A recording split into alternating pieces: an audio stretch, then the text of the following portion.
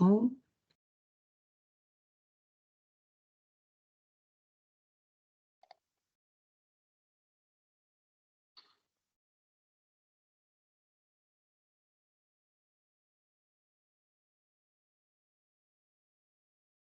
Alors moi, du coup, je ne vous vois plus, mais est-ce que vous voyez bien mon C'est bon. écran? Oui, c'est bon. OK. Bonjour tout le monde. Merci, pour, cette, proposition que vous m'avez faite de pouvoir, présenter et de revenir sur un travail, qui date d'il y a 2 années, mais, sur lequel je pourrais revenir aussi parce qu'il y a des suites qui lui sont, données, à l'heure actuelle. C'est un travail, qui est de plus large ampleur que la question, des veaux laitiers sur laquelle on va se concentrer aujourd'hui. Mais je vais y revenir en cadrant un peu le contexte, du projet qui, oriente le type, d'informations, que je vais, avoir le plaisir de vous partager aujourd'hui. Alors vous allez le voir, il y avait, d'autres filières qui étaient concernées par le projet de recherche et généralement quand je présente, ce projet, ce sont toutes les filières qui sont, proposées, dans, l'exposé. C'est la première fois que je peux me concentrer sur, une seule, de ces filières et donc je peux en parler très longuement, mais je peux aussi le faire, de façon plus courte. Donc si, vous voulez m'interrompre, n'hésitez pas. Si je suis trop longue aussi, n'hésitez pas à me le signaler. Alors, donc, comme je vous le disais, je vous propose de revenir sur les résultats d'un projet de recherche qui s'appelle, le projet, Live or Die, et qui vise à comprendre la problématique, actuelle de la gestion des veaux laitiers mâles en région wallonne et notamment, la mise à mort précoce de certains de, ces animaux, dans, les exploitations laitières. Ça permettra aussi d'envisager avec les acteurs concernés les alternatives à cette situation et aussi la faisabilité de ces alternatives selon, les différents, acteurs, impliqués et concernés, dans, le projet de recherche. Et enfin, comme je vous le disais, je vais revenir brièvement, sur, les suites qui sont données, actuellement, aux différents éléments qui sont, sortis, de ce projet de recherche Live or Die aujourd'hui, terminé. Alors avant de déployer tous ces éléments-là, je voulais revenir, avec vous sur, 2 éléments qui permettent de cadrer. D'abord le contexte, de cette recherche. Ensuite, des éléments de vocabulaire, parce qu'on va voir que, sur le terrain, il y a des éléments de confusion, parfois volontaires, qui sont, mobilisés pour désigner, les pratiques, mais aussi, vous faire un petit aperçu, un petit topo, de la méthode, que nous avons utilisée. Avant de déployer avec vous un panorama donc, du paysage, de de ce qui se passe, pour les veaux laitiers en région wallonne et enfin les alternatives et les suites, du projet. Est-ce que ça va pour vous? J'imagine que oui, Oui. n'ayant pas de retour. OK. Alors donc comme je vous le disais, le projet, s'intitule Live or Die. Il a été, commandité par, la ministre wallonne de l'Environnement, de la Nature, de la Forêt, de la Ruralité et du Bien-être animal et nous avons eu 8 mois pour réaliser ce projet qui consistait à dresser un état des lieux, recenser les alternatives et évaluer la faisabilité et les opportunités de ces alternatives à la mise à mort précoce de jeunes mâles situés dans 3 filières de production différentes, les bovins laitiers dont il sera question aujourd'hui, mais aussi la filière caprine et la filière avicole de ponte. Alors, on a travaillé en collaboration avec l'université de Namur et nous avons mis en place un consortium interdisciplinaire de chercheurs qui réunissait à la fois des agronomes, des zootechniciens, des économistes, des vétérinaires et puis une anthropologue que je suis.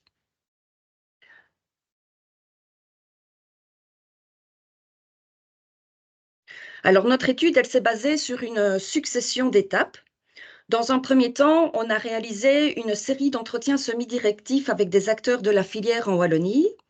Alors, on a pu interviewer ainsi 6 éleveurs laitiers qui avaient des profils variés, 3 conseillers, un marchand de bétail, un fonctionnaire responsable de la gestion des déchets, mais on a aussi pu mener toute une série d'échanges par contact téléphonique, par mail ou par des discussions informelles avec quantité d'autres éleveurs, un parc zoologique par exemple, mais aussi l'unité de surveillance du bien-être animal de l'administration de la région wallonne, certains vétérinaires.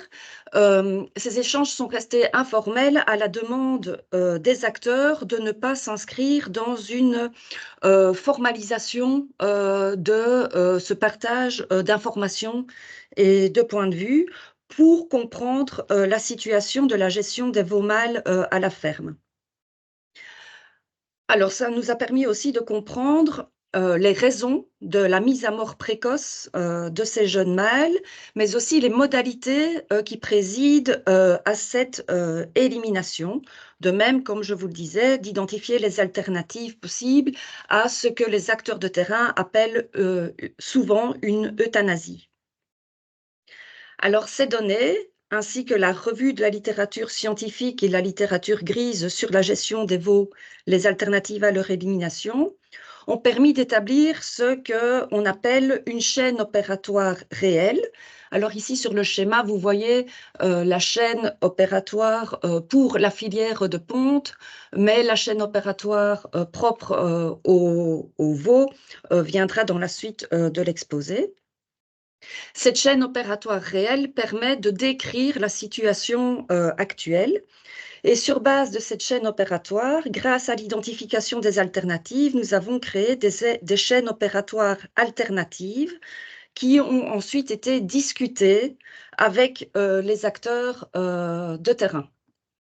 Alors, certains de ces acteurs de terrain avaient déjà été mobilisés dans la phase d'identification, mais d'autres s'y sont ajoutés.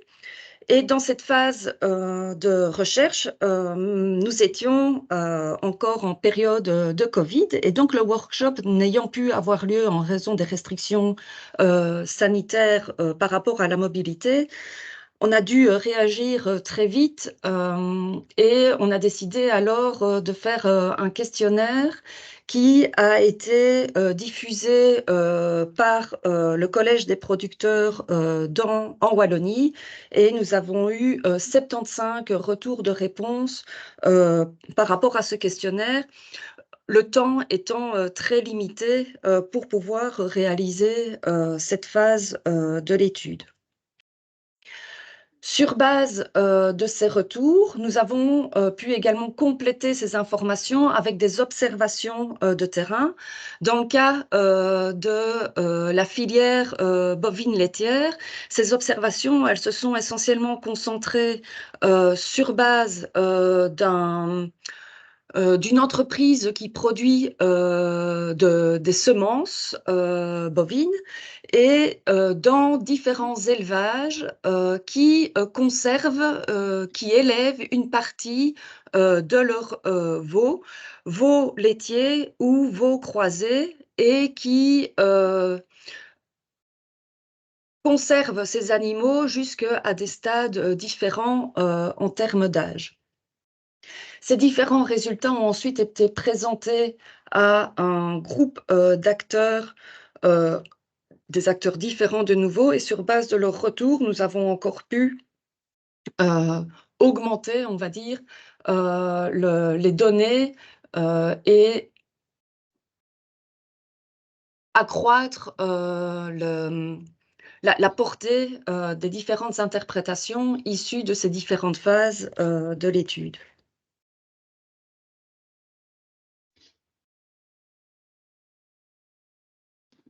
Alors, je vous le disais, il y a toute une série de confusions, parfois volontaires, dans l'usage des mots. Quand on discute de ce sujet un peu touchy avec les éleveurs et avec les acteurs, les différents acteurs des filières. Donc, je voulais revenir un peu sur quelques éléments de précision pour qu'on parle bien de la même chose. Alors, quand on parle de mise à mort, on ne parle pas d'abattage. Et sur le terrain, je vous l'ai déjà dit, cette mise à mort, elle est peu mobilisée en tant que telle. À travers ces termes-là, les acteurs préférant parler plutôt par euphémisme, soit d'abattage, soit d'euthanasie. Alors, l'abattage, en fait, n'est pas le bon terme à utiliser puisqu'il a lieu lorsque la dépouille de l'animal est valorisée pour la consommation humaine. Or, la mise à mort dont il est question ici concerne les veaux quelques jours après leur naissance, puisque le spectre de notre étude se concentrait sur ce qu'il se passe à la ferme, quand bien même notre étude a pu montrer qu'il y avait des éliminations qui avaient cours également dans la suite de la filière. Alors, même si les acteurs parlent d'euthanasie, ce n'est pas le terme approprié non plus par rapport aux pratiques dont il est ici question, puisque l'euthanasie interdit la consommation humaine des produits issus des animaux, mais qu'il s'agit surtout d'un geste légal pratiqué par un médecin vétérinaire pour éviter que les animaux ne souffrent, principalement en cas de maladie. Or, on va le voir, les mises à mort dont il est question ici euh, ne sont pas nécessairement pratiquées dans un cas de souffrance animale et par ailleurs, il n'y a pas non plus de toute façon de valorisation des chairs des animaux par la suite, étant donné leur tout jeune âge. Alors, on ne parle pas non plus d'abattage d'urgence, ni d'abattage sur ordre, qui sont des mises à terme de la vie également spécifiques, mais on parlera bien donc de mise à mort qui peut s'opérer de façon légale quand elle est pratiquée en cas de maladie et qu'il s'agit d'une autorisation, d'une élimination autorisée. Mais les mises à mort qui sont pointées ici sont plutôt, et qui étaient pointées par la demande émanant du cabinet de la ministre, concernait bien les mises à mort illégales opérées quelque part dans l'ombre au sein des fermes. Il faut tout de suite préciser que dans le secteur bovin laitier, ces mises à mort sont très loin d'être systématiques, contrairement à ce que l'on peut, par exemple, observer dans le secteur de la filière avicole de ponte, où l'élimination des poussins mâles, donc des frères de pondeuses, se fait systématiquement à la suite de leur éclosion.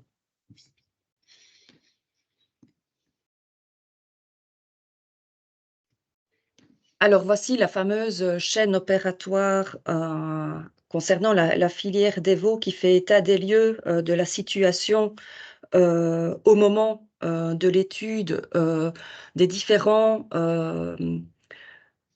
lieux par lesquels transitent ces animaux. Alors, comme je vous le disais, la mise à mort à la naissance en région wallonne, elle est très très loin d'être systématique dans la filière bovin laitier. Il s'avère cependant très délicat de pouvoir mettre un chiffre sur le nombre des veaux qui sont tués à la naissance, même si tous les éleveurs rencontrés mentionnent leur connaissance de cette pratique dans les exploitations laitières. Alors, on sait aussi par ailleurs que dans le monde anglo-saxon, les veaux bobbies, donc ces petits veaux mâles laitiers, sont menés à l'abattoir au 8e jour, ce qui suscite énormément de mobilisation de diverses associations de défense des animaux dans cette région du monde. Ce n'est pas le cas en région wallonne, puisque la majorité de ces veaux laitiers gagnent souvent le circuit long de l'engraissement qui a lieu principalement en Flandre.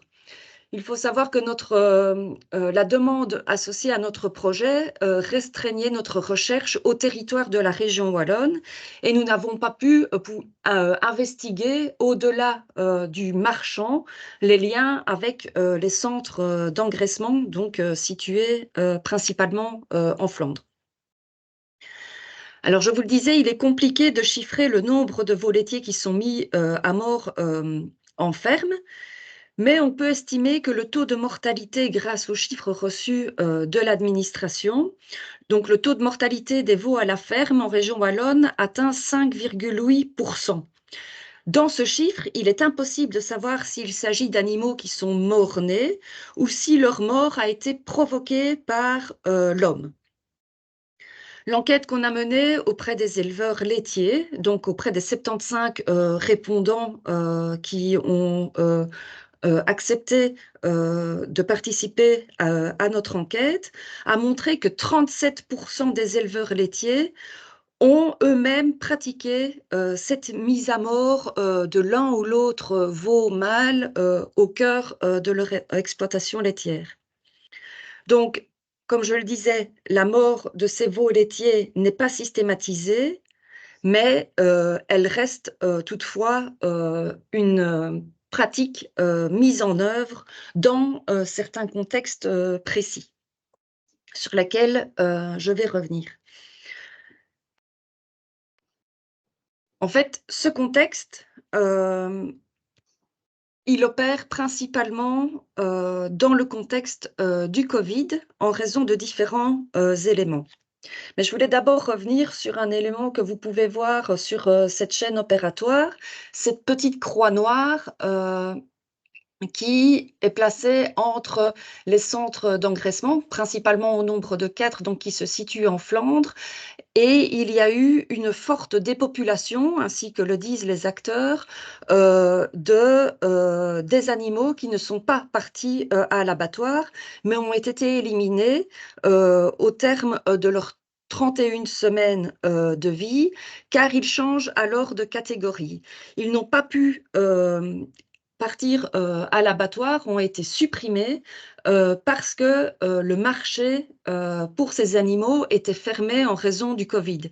Ce qui nous a été expliqué par les acteurs que l'on a pu rencontrer informellement, c'est que la chair de ces animaux est principalement valorisée dans les fast-foods qui alors étaient fermés et il y a eu une interruption de la filière tandis que le flux d'animaux continuait à arriver et donc il a fallu procéder à cette dépopulation.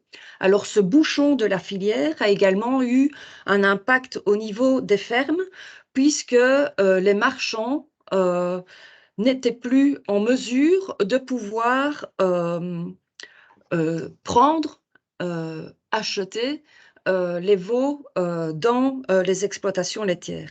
Ce qui fait que certains éleveurs se sont retrouvés acculés à devoir eux-mêmes mettre un terme à la vie de leurs animaux qu'ils ne pouvaient prendre en charge au niveau de leurs frais, mais aussi de la charge de travail ou même de l'occupation de l'espace dans les étables.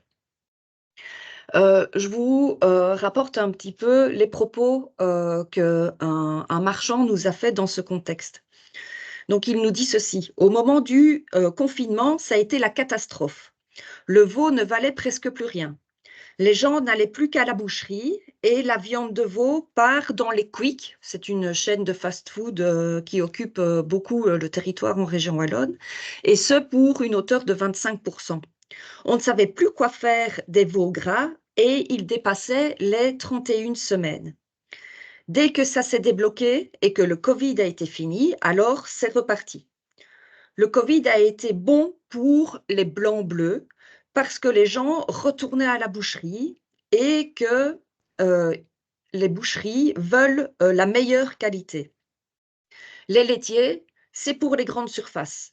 Chez nous, d'ailleurs, on parle de veaux industriels, même pour les veaux mixtes. Alors, je note dès à présent les qualificatifs qui sont utilisés par ce marchand, qui parle de meilleure qualité lorsqu'il parle des blancs bleus, et il parle par contre de veaux industriels, même lorsqu'il s'agit des veaux mixtes. Et donc, il ne désigne pas uniquement les veaux purs laitiers. Mais je reviendrai sur ces éléments-là dans la suite du propos lorsque l'on abordera les différentes alternatives.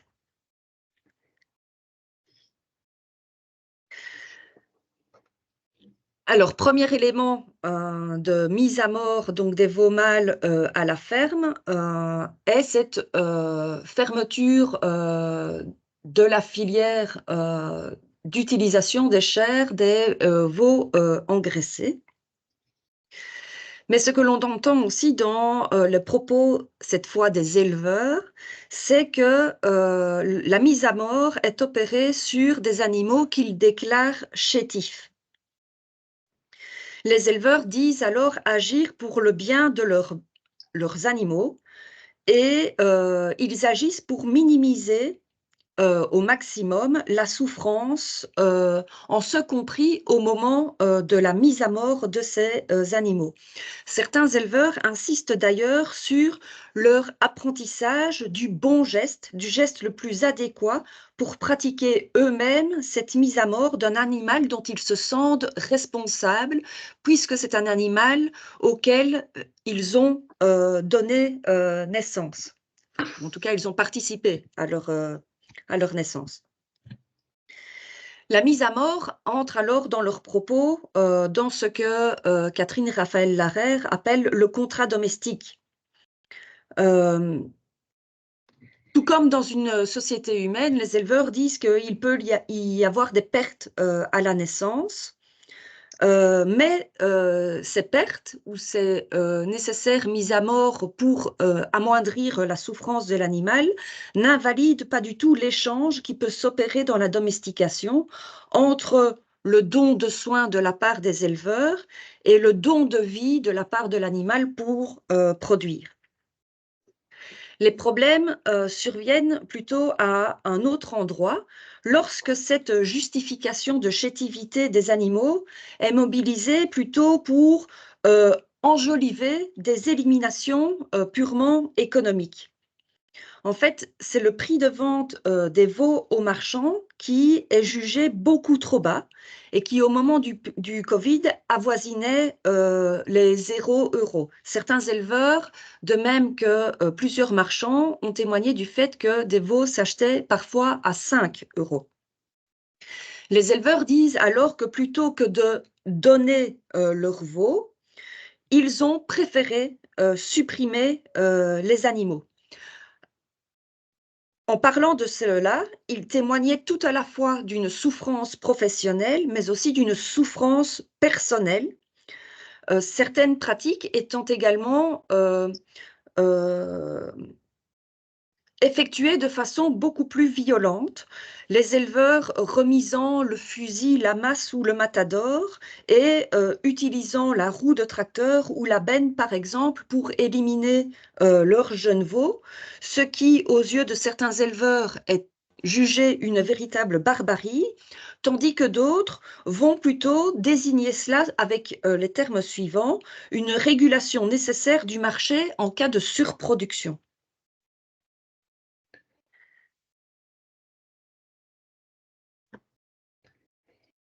Alors, d'autres pratiques ont également eu cours, mais la mort des animaux survient plus loin dans la filière. En fait, certains éleveurs ont pu témoigner également du fait qu'ils choisissaient de prendre moins soin de leurs veaux.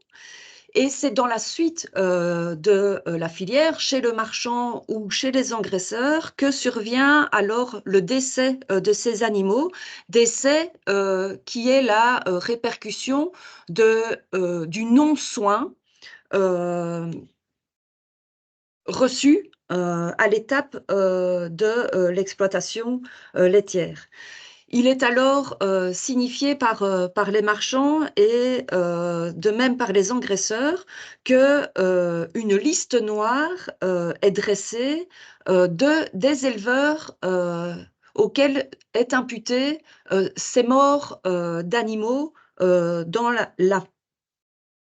l'aval de la filière. Donc, morts liées imputées à des négligences de la part des agriculteurs, des éleveurs laitiers.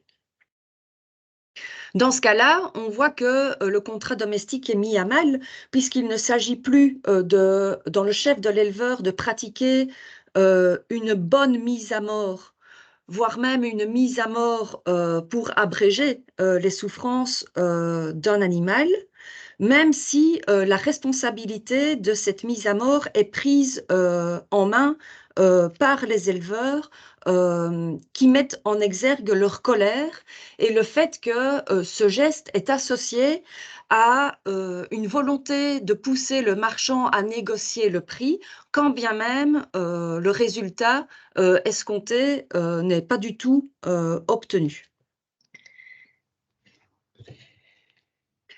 Il résulte aussi, et c'est ce que les éleveurs mettent en avant, que le veau devient un sous-produit, voire même un déchet, et que ce jeune mâle est donc dispensable.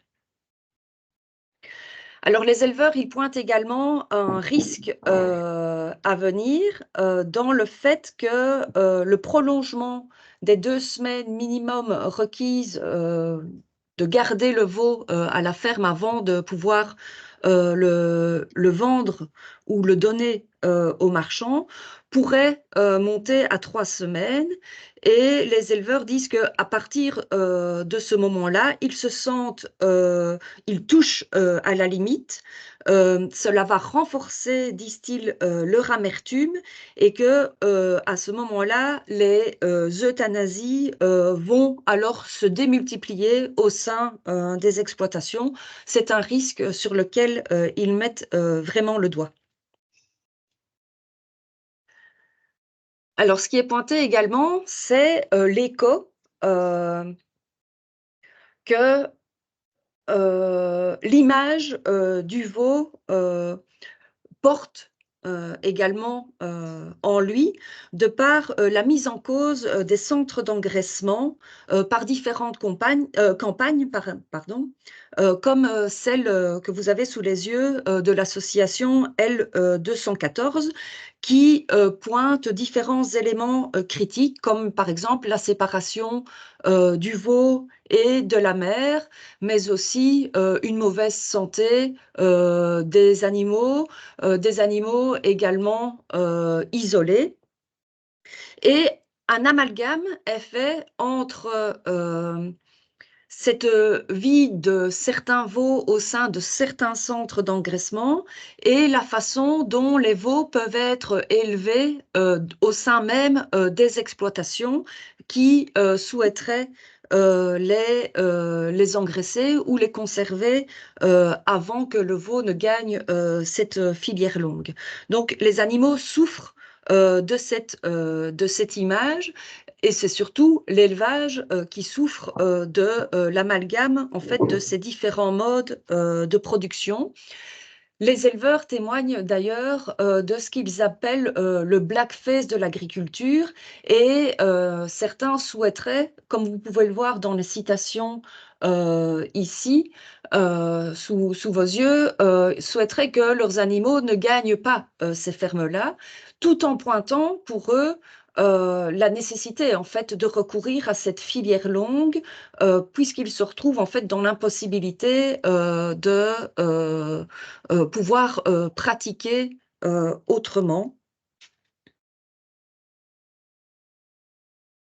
Et pourtant, des alternatives ont pu être pointées. Alors, ce sont des alternatives assez classiques, ma foi, mais dans l'enquête, il est ressorti que le premier choix réalisé par les éleveurs qui ont répondu donc, à cette enquête relevait de la fixation d'un prix.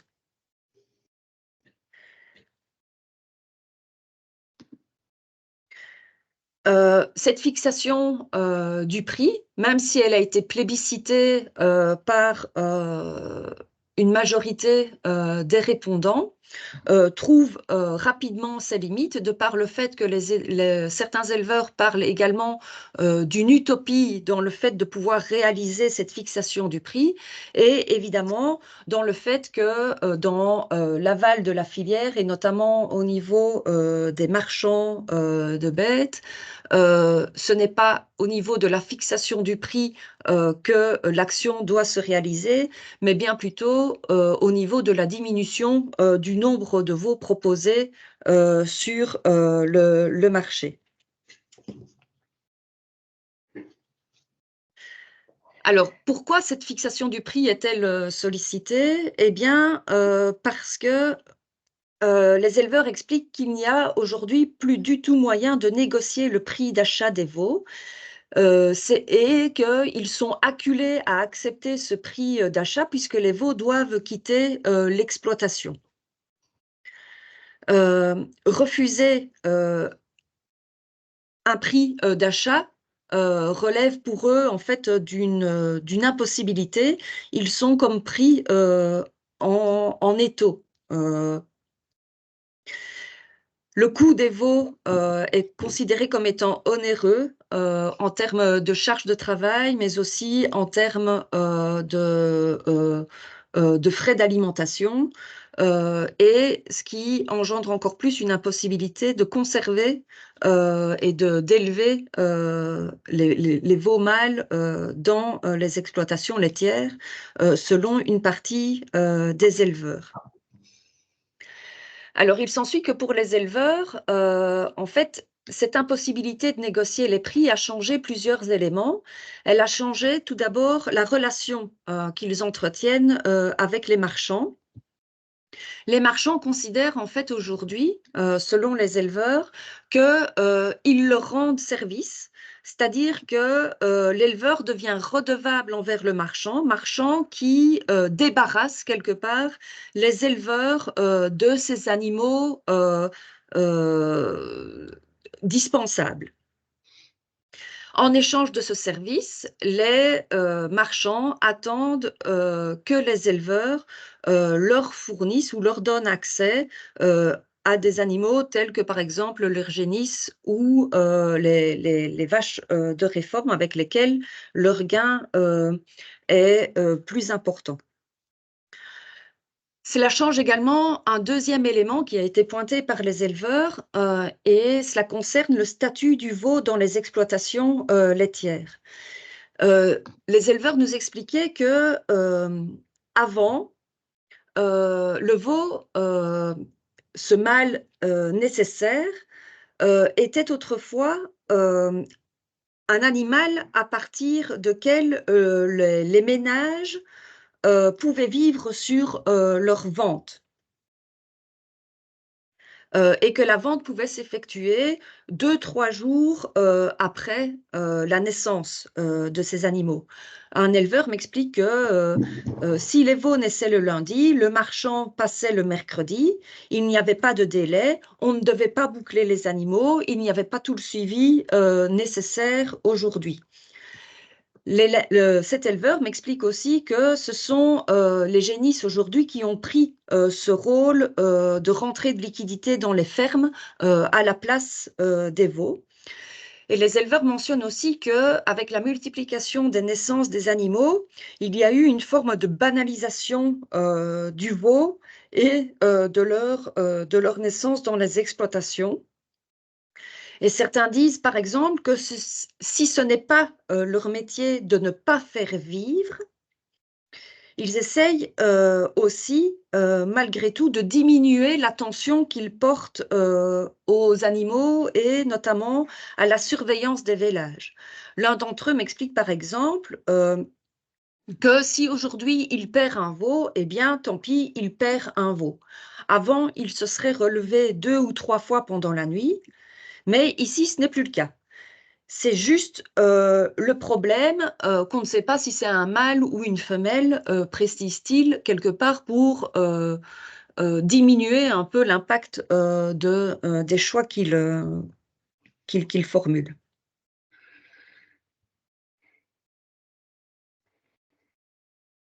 Alors, ce prix minimum, on va dire, qui devrait être fixé, est évalué par les éleveurs en fait à l'équivalent du coût de la nourriture et du temps de travail nécessaire pour les veaux. Et au moment de l'enquête, c'est plutôt une somme aux alentours de 150 ou 200 €, alors que les éleveurs mettaient en avant. Ce qui apparaît comme une utopie, je vous le disais, aux yeux d'une majorité également d'acteurs de la filière, étant donné que les engraisseurs se trouvent essentiellement en Flandre, et il s'agirait donc de négociations entre les régions wallonnes et les régions flamandes, ce qui apparaît aujourd'hui très très compliqué à mettre en place dans l'organisation de la filière, mais même au niveau politique.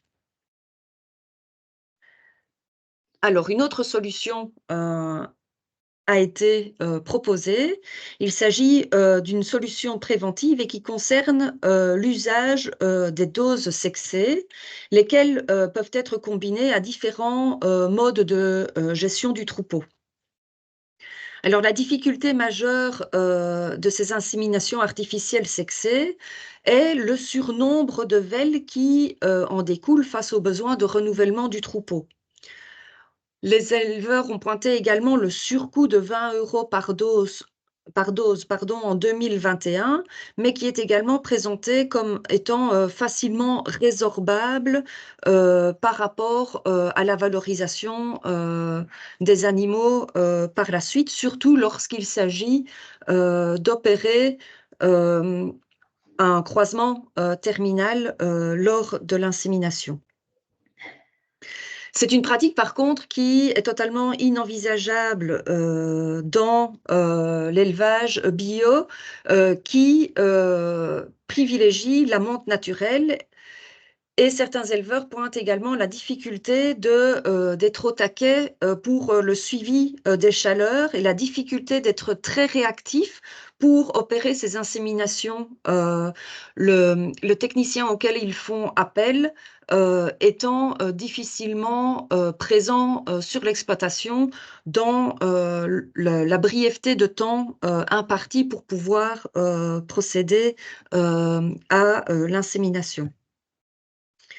Alors, il y a également, donc, outre cette condition de réactivité importante, il faut pouvoir opérer une insémination profonde. C'est un geste technique particulier pour pouvoir augmenter le pouvoir fécondant de ces doses, lesquelles, subissant beaucoup plus de manipulation, perdent en termes d'efficacité de prise. Il est également alors conseillé de placer ces semences sur des génisses plutôt que sur des vaches laitières. Donc, c'est plutôt un meilleur suivi technique que réclament les éleveurs alors dans le cas d'un potentiel recours à cette alternative. Mais certains avantages sont également pointés. Le cheptel se maintient, mais il peut aussi s'accroître et on peut aussi agir sur l'amélioration de la génétique. Le risque de diminution de dystocie à la naissance des velles est également pointé et un gain économique et de bien-être animal en découlerait. Et puis, certains acteurs pointent également une augmentation de la biosécurité du cheptel qui se voit renforcée, puisque le renouvellement se fait de l'intérieur et ne nécessiterait pas d'achat d'animaux qui proviennent d'autres exploitations.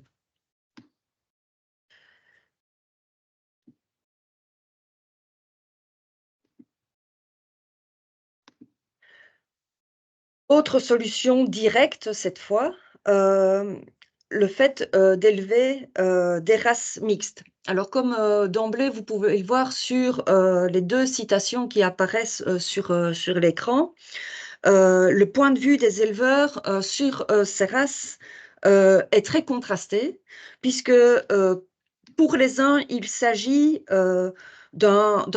certes d'un retour à des pratiques que faisaient les parents ou les grands-parents, mais qui est présenté comme un idéal dans la façon d'élever des animaux, idéal qui présente des qualités d'être beaucoup plus résilient par rapport aux aléas des prix, et de proposer donc avec des animaux à la fois des produits laitiers et des produits viandeux, ce qui ne permet pas d'avoir ce double levier d'ajustement par rapport à la volatilité des marchés si l'on est inscrit dans une production spécialisée.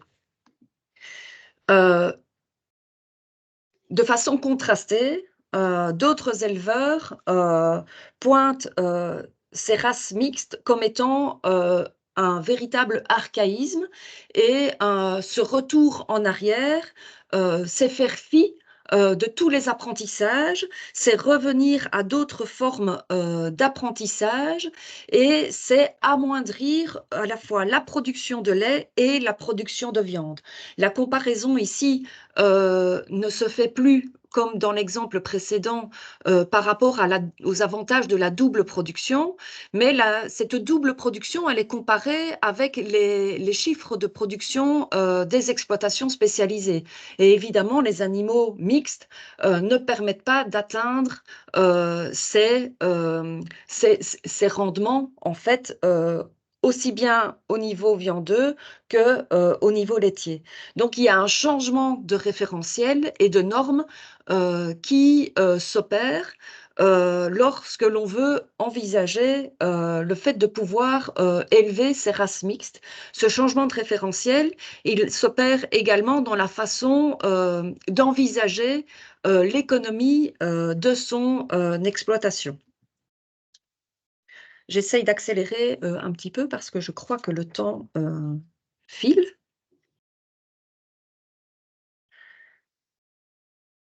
Ah oui, si.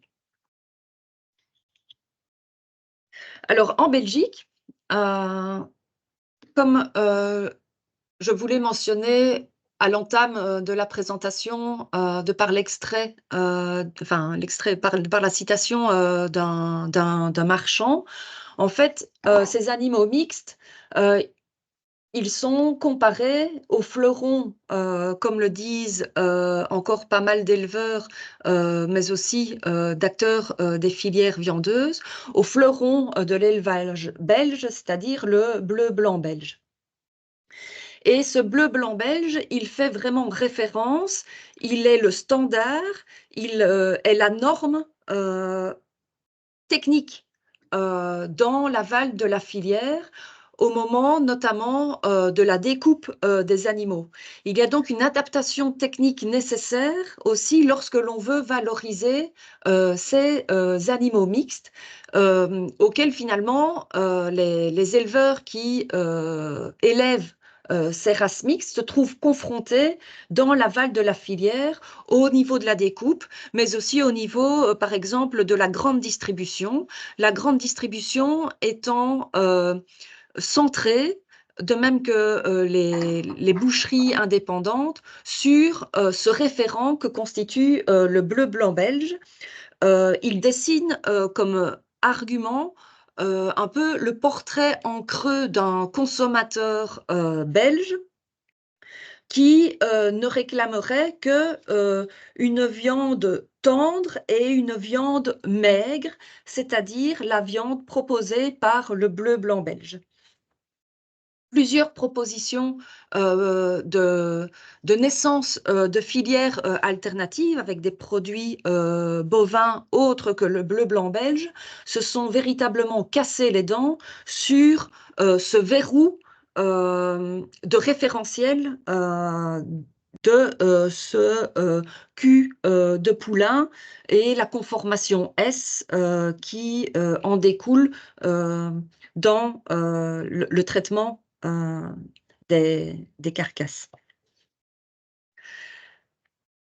L'alternative suivante, celle d'engraisser les veaux laitiers à la ferme, rejoint en fait pas mal des éléments qui sont pointés par rapport, donc des freins qui sont pointés par rapport au fait d'élever des animaux mixte.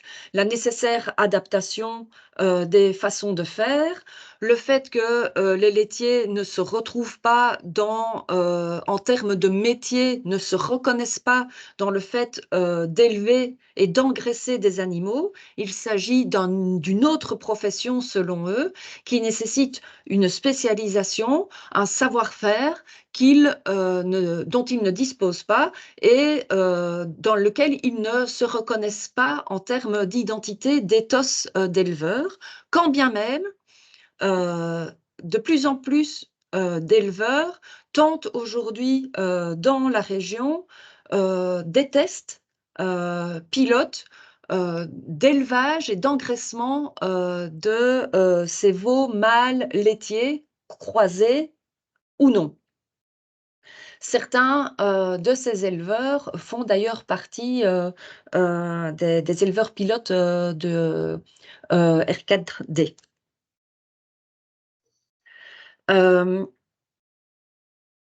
Ce que je souhaite pointer ici, c'est plutôt revenir sur la remise en cause, en fait, des choix des consommateurs et ce qui est souvent pointé comme étant une niche, voire même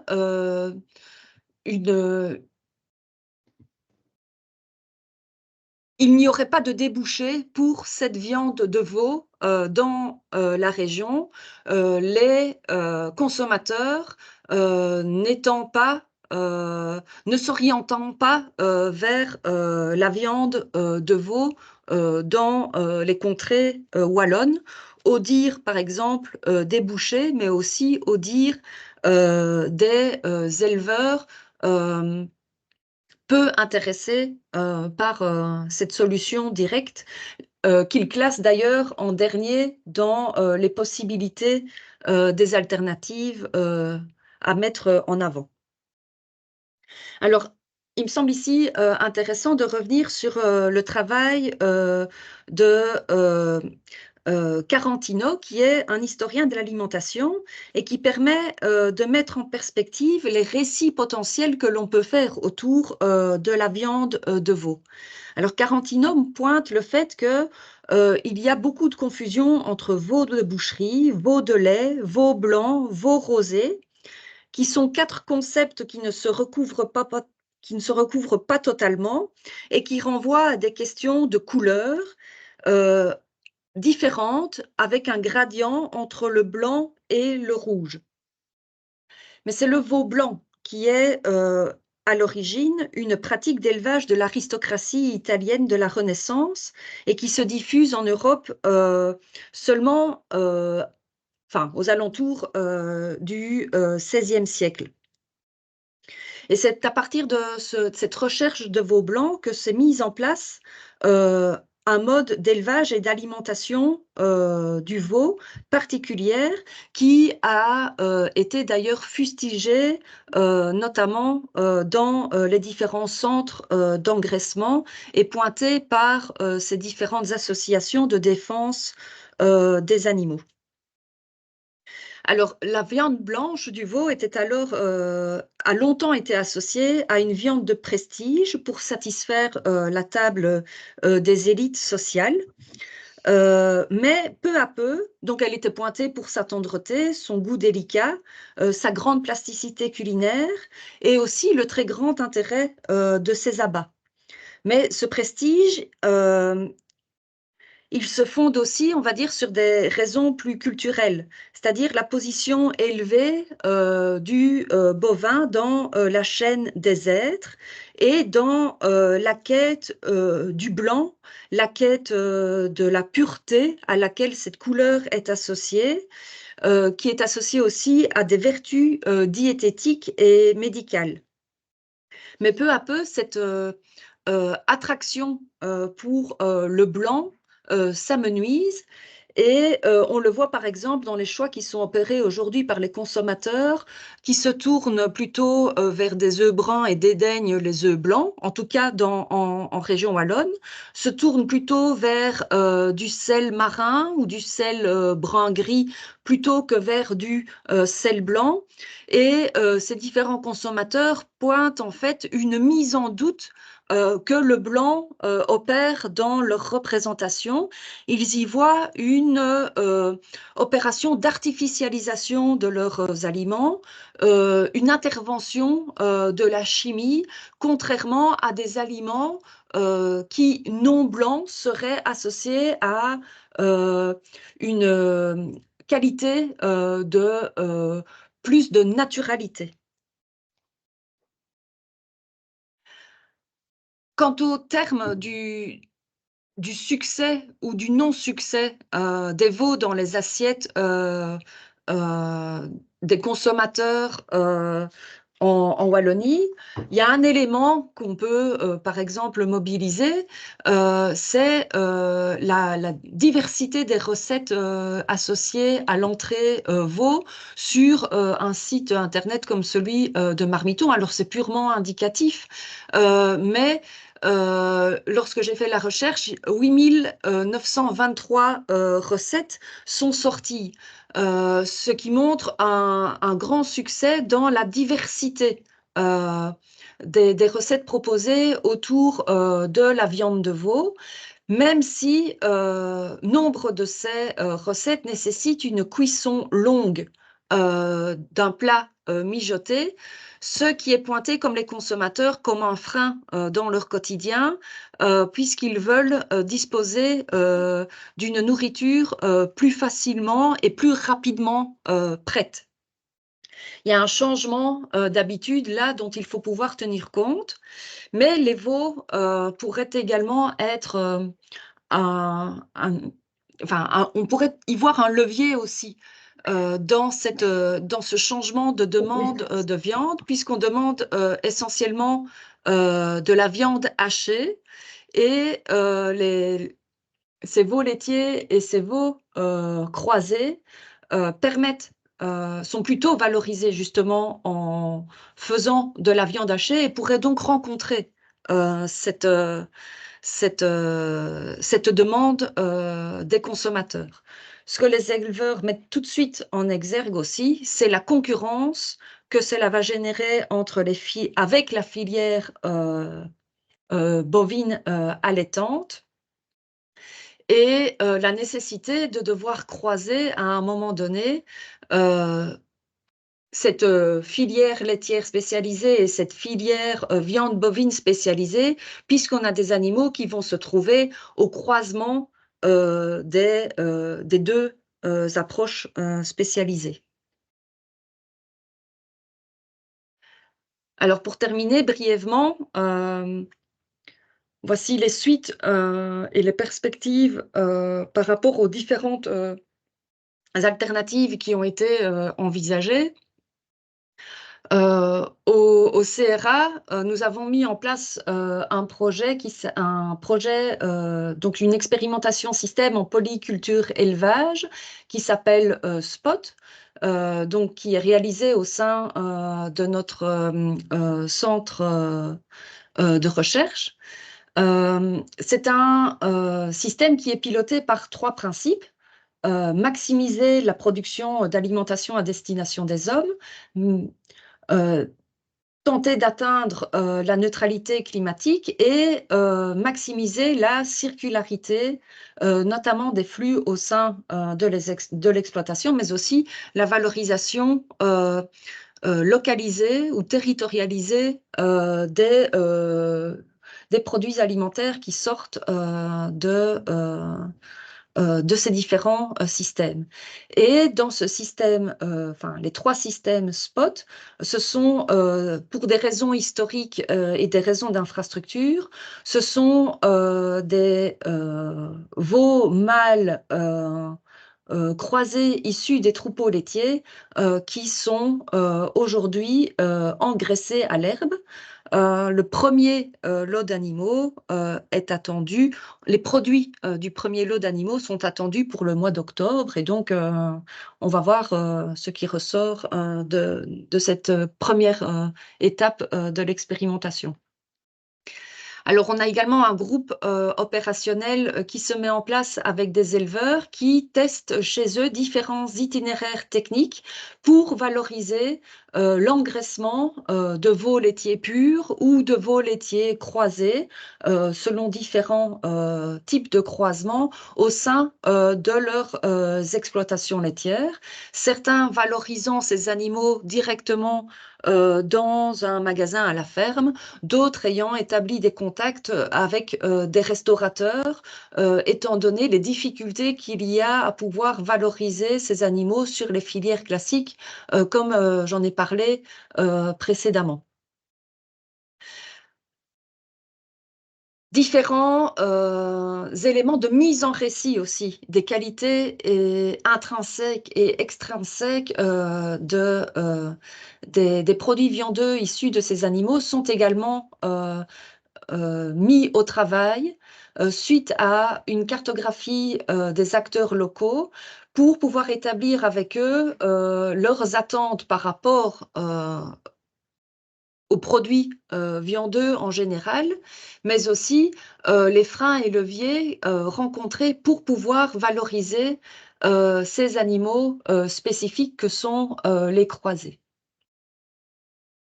On souhaite également mettre en place alors des tests gustatifs des produits qui seront issus notamment du projet SPOT, mais aussi du projet avec le groupe opérationnel et tester de façon croisée avec ces tests organoleptiques et nutritionnels, les différentes formes de mise en récit, les différents arguments qui pourraient être mobilisés pour donner une image spécifique à ces produits.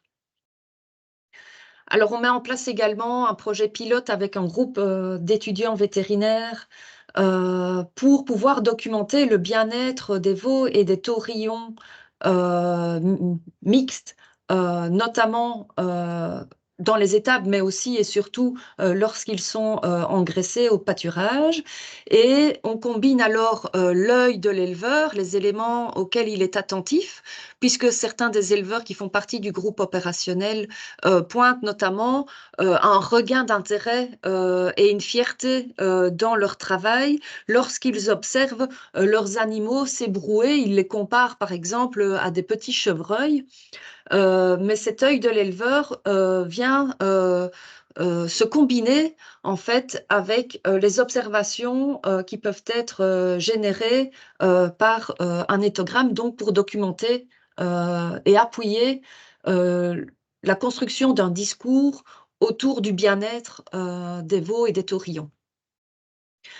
Je l'ai déjà pointé, il y a des initiatives qui sont mises en place par des éleveurs, lesquelles sont particulièrement dynamiques, vont chercher un soutien au niveau du pouvoir public, mais aussi au niveau des citoyens ou de philanthropes pour pouvoir tester au sein de leurs élevages différents itinéraires techniques pour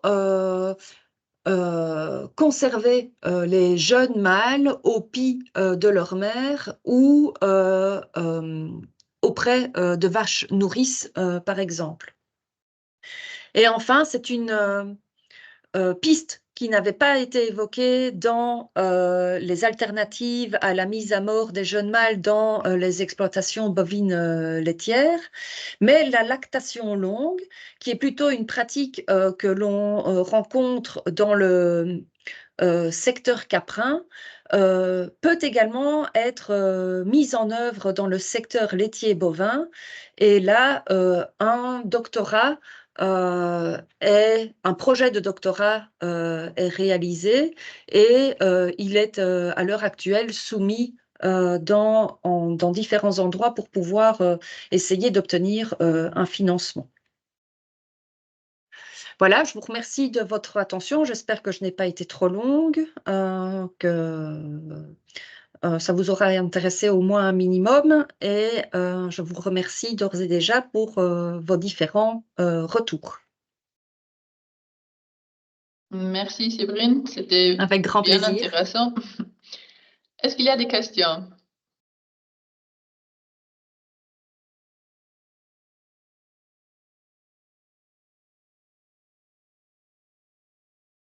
Je pense dans le chat, si quelqu'un est en train d'écrire.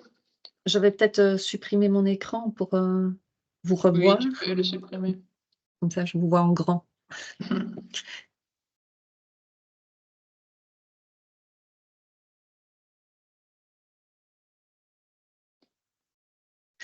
Alors, donc, il y a une question ici concernant les taurillons à l'herbe du projet Spot. Non, ils ne sont pas castrés. Pour le moment, les animaux vont être gardés non castrés, mais vont être valorisés comme taurillons. Sylvain, tu peux peut-être m'aider sur l'âge. Oui. Je sais que c'était plutôt le poids qui était l'indicateur à atteindre pour pouvoir vendre les animaux, mais en termes de En semaines. fait, Sylvain Hénard, donc je travaille avec Séverine au CRA à Libremont. Et donc, les veaux du projet Spot ne sont pas castrés pour la simple et bonne raison que d'un point de vue filière, la viande castrée est très peu valorisée en Wallonie et a très peu d'intérêt pour chez nous. Et donc, il n'y a pas de raison économique, en tout cas, de castrer les animaux à l'heure actuelle. C'est donc pour ça qu'ils ne sont pas castrés. En Wallonie, on vend essentiellement des taurillons abattus à 20 mois entiers. Mais il est question c'est un projet au long cours, le projet Spot. On espère pouvoir travailler sur 2 rotations de 6 années. Et donc, dans les lots des différents animaux au fil des ans, il n'est pas impossible que on puisse tester les bœufs. Et donc, dans ce cas-là, une castration. Alors, je vois dans les questions aussi une question relative à la technicité nécessaire pour la semence sexée. Est-ce que les éleveurs wallons asséminent eux-mêmes? Alors, certains le font. Ils ont suivi une formation pour cela. Mais bon nombre d'éleveurs font appel à un technicien qui doit alors se rendre sur les exploitations pour pratiquer le geste de l'insémination.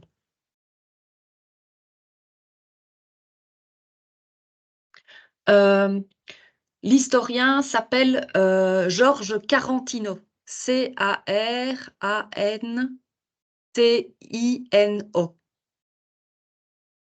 Peut-être tu peux juste l'écrire dans le chat. Oui, c'est bonne plus idée. clair. Oui, je vais faire ça.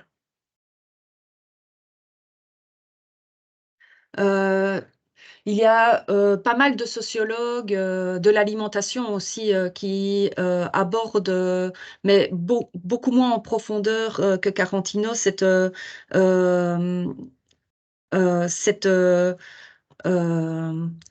fait de délaisser quelque part la viande de veau. Je pense par exemple à poulain, fischler ou corbeau.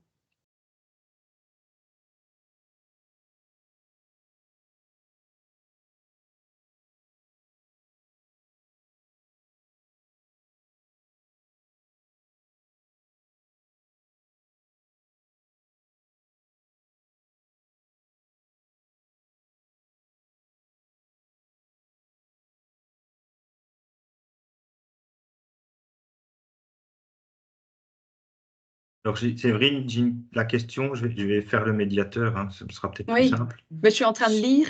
Sur la possibilité de réaliser cette présentation en mode public. Alors, oui, enfin, moi, je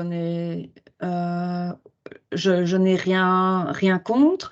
Il faut savoir aussi que, en fait, les résultats de cette enquête, donc le rapport lié à cette recherche est disponible en ligne gratuitement le PDF est téléchargeable à la fois sur le site du CRA et sur le site du service bien-être animal du service public de Wallonie, dans leur section recherche.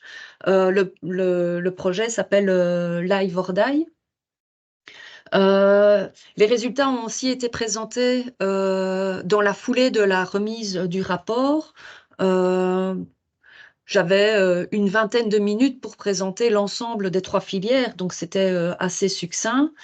Et cela a fait l'objet aussi d'une série de leçons au sein de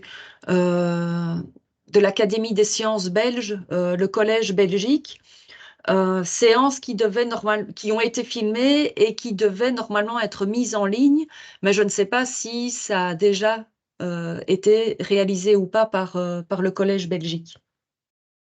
Voilà, ce sont des lieux de diffusion qui ont déjà été mobilisés. Mais je suis tout à fait disponible pour... Alors, une autre question concerne le sexage et le risque d'avoir un excès de De femelles. femelles laitières, c'est effectivement ce qui est pointé par les éleveurs.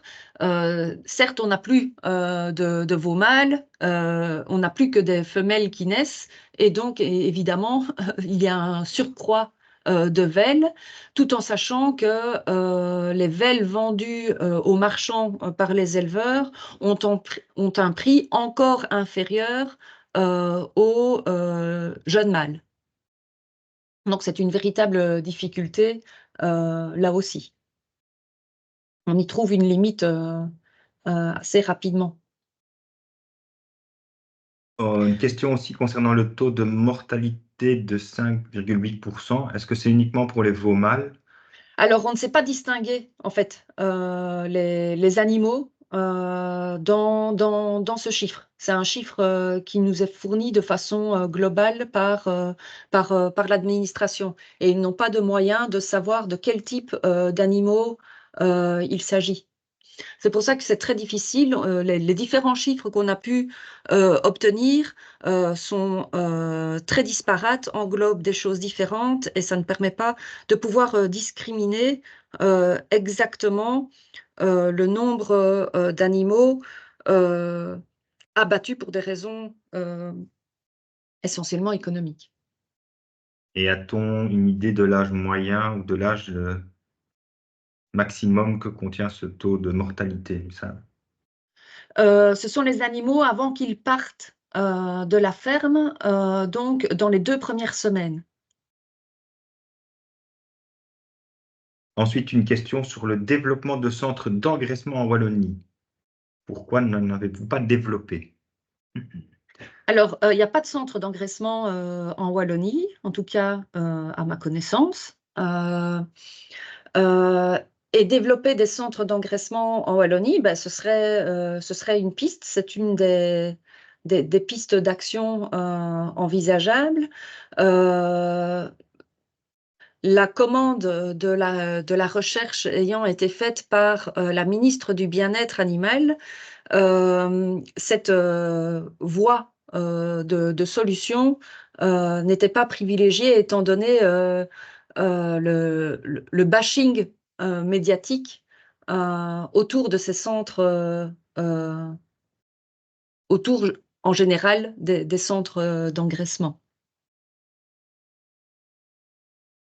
Mais ce serait une piste. Si ce n'est que il y a une sorte de label qui est mis sur la production de la viande de veau par les centres d'engraissement flamands. C'est aussi une difficulté législative qui apparaît sur cette piste de solution-là.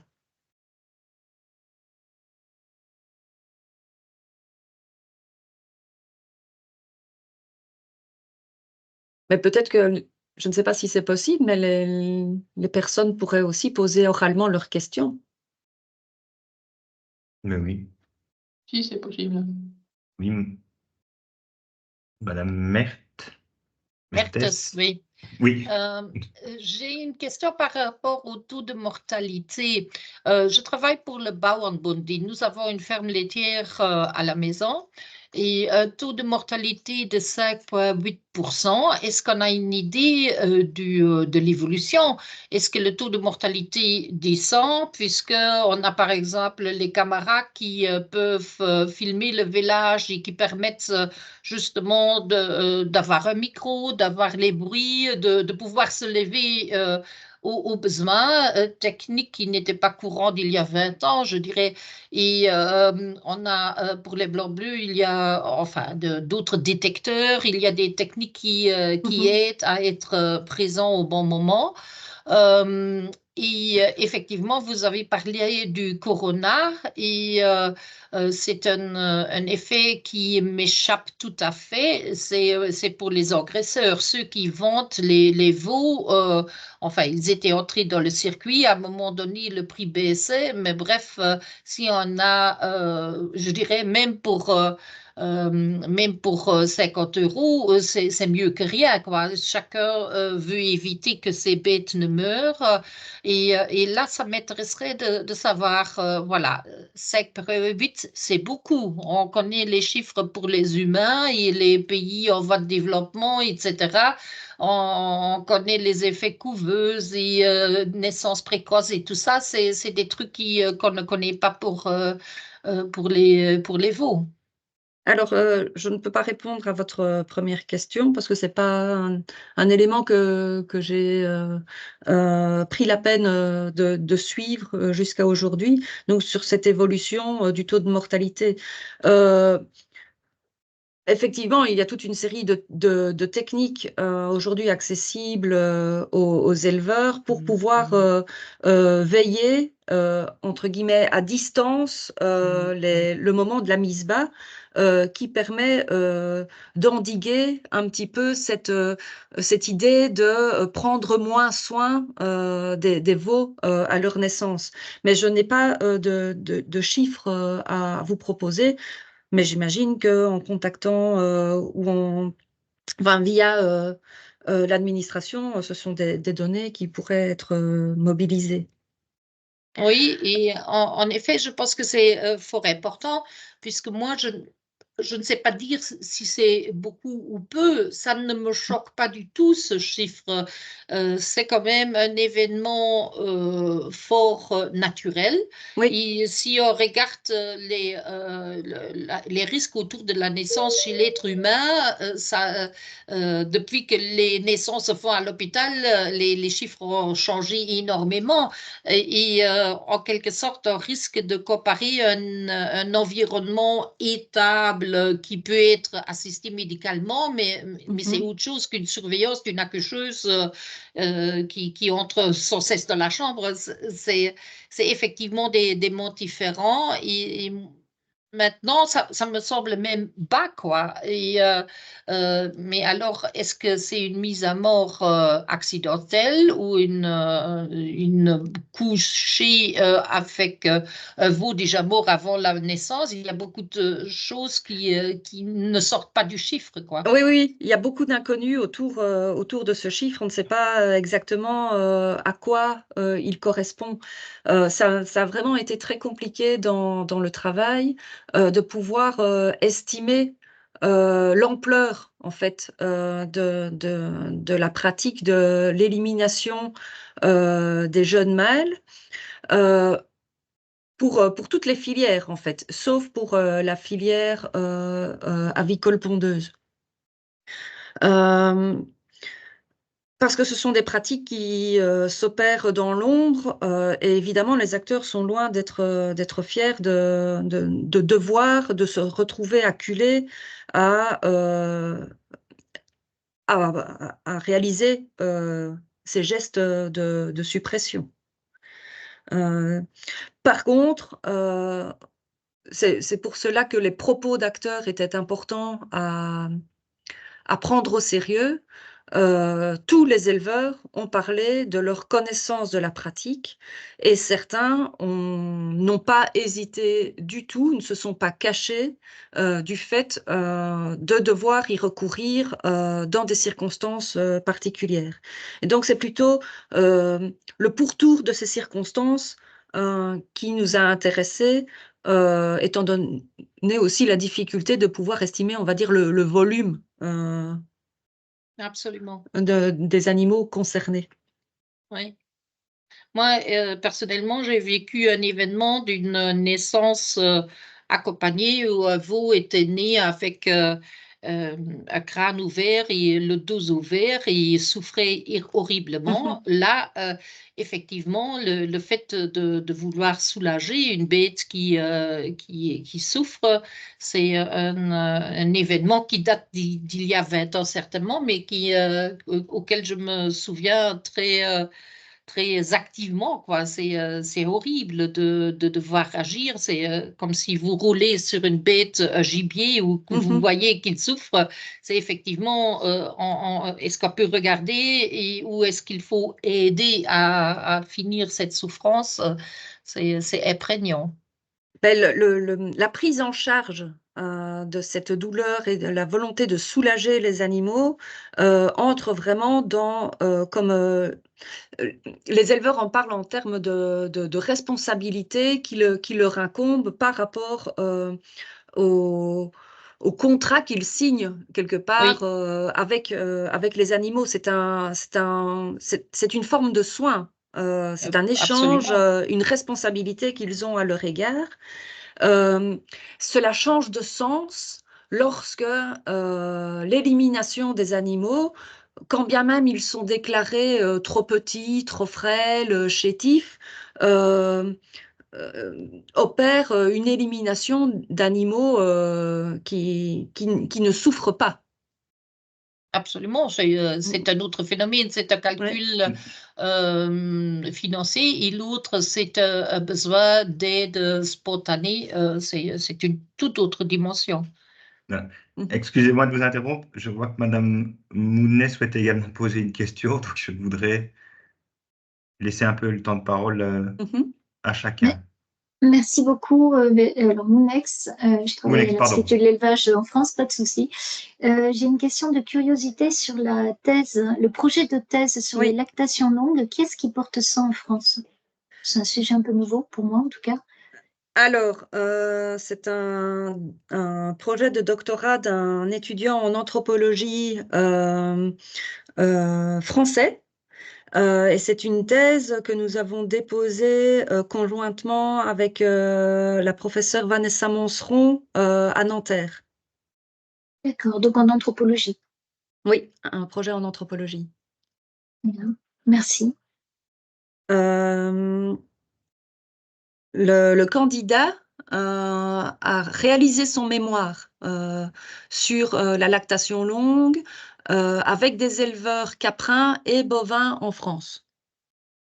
D'accord. Et donc, il y a déjà cette recherche-là qui existe. Je ne peux pas vous dire si elle est disponible ou pas. Il y a une orientation preuve de concept ou zootechnique dans le contenu de la thèse, ou c'est plus sur avis d'éleveur et trajet de... C'est sur l'histoire de la technique, la façon dont elle est mise en place par les éleveurs dans des contextes différents, donc bovins et caprins, mais aussi dans l'élevage dit d'animaux de rente et dans des élevages Krishna, donc avec une dimension religieuse et une forme de sacralisation de l'animal, et où la technique prend un autre sens en fait.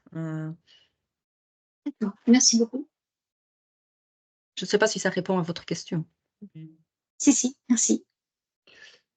Alors, j'ai encore une question et 2 remarques dans le chat, notamment sur le fait qu'il y a un label d'un côté et qu'il soit mal vu par le consommateur, qui signale un peu une contradiction. Et donc, est-ce que les inspections ne peuvent-elles pas faire progresser les choses en valorisant ou en obligeant à travailler mieux et offrir plus de respect donné aux animaux? Et également de développer l'élevage des veaux dans les exploitations.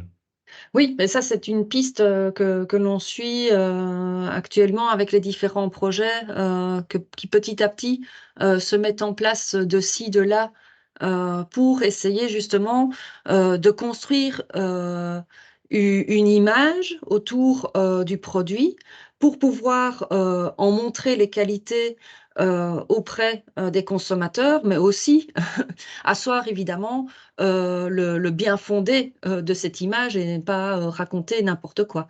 Donc, du coup, c'est ce qui se met en place, mais pour le moment, ça reste cantonné à un niveau de niche, malheureusement, étant donné tous les verrous auxquels on est confronté lorsque l'on veut suivre, on va dire, une filière classique de valorisation de la viande. Et là, il faut agir, mais ça sort un petit peu de... Enfin, il faudrait avoir un autre poids et agir à d'autres niveaux. Mais on espère qu'en procédant étape par étape, ça pourra peu à peu bouger. Mais je pense que voilà, on a fait un peu le tour de toutes les questions et remarques qui étaient dans le chat. Je ne sais pas si quelqu'un souhaite encore réagir oralement.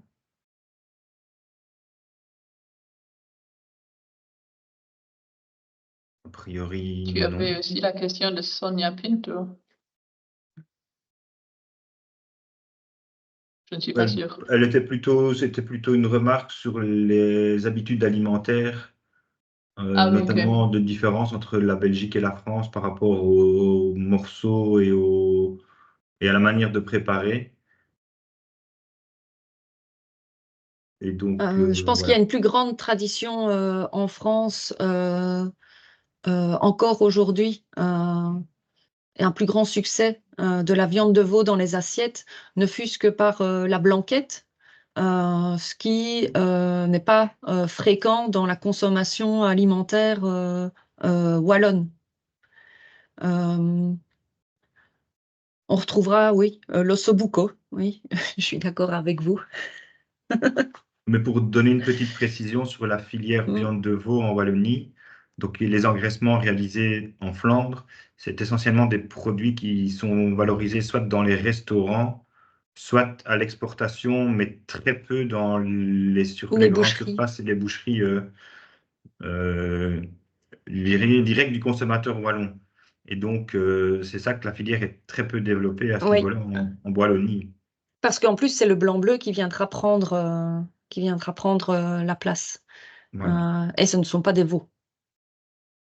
Donc voilà, mais je pense qu'on va clôturer ici. Je Marie pense aussi. Merci Sylvain pour l'animateur. Merci Séverine pour la présentation vraiment intéressante.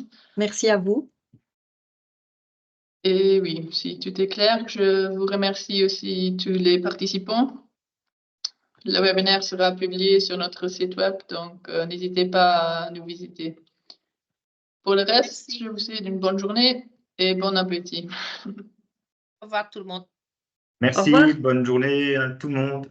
Au revoir. Merci à vous. Au revoir. Au revoir, merci beaucoup, vraiment merci beaucoup.